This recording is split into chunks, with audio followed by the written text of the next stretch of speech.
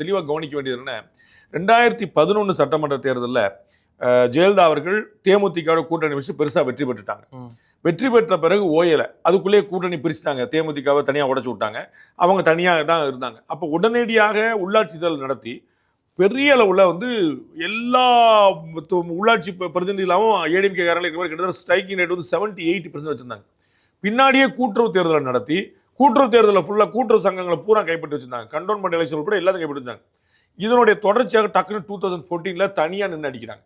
அப்போ 37 சீட் அடிக்கும்போது இந்த பக்கம் இவங்க தனியாக நிற்கிறாங்க. 37 சீட் அடிக்கும்போது அவங்களுக்கு ஒரு கான்ஃபிடன்ஸ் கொடுது. அந்த கான்ஃபிடன்ஸ் கூடுதல் 2016 தனியாக நிற்கிறாங்க. அப்போ அந்த 2016 செகண்ட் டைம் வெற்றிக்கு பின்னாடி இவங்க உழைப்பு இருந்துச்சு. வேற டிஎம்கே 2019 வாங்கின வாக்குகளை விட 21 கம்மி.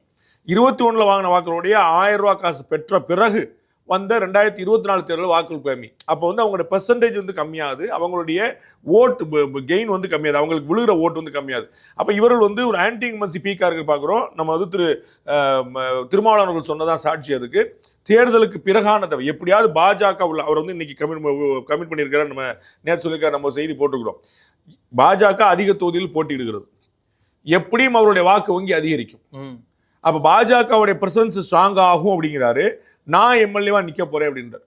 அப்போ எப்படி பார்த்தாலும் திமுக ஜெயிக்க போறது இல்லை அப்படிங்கிற எண்ணத்துக்கு திருமாவளவன் வந்திருக்கிறார்.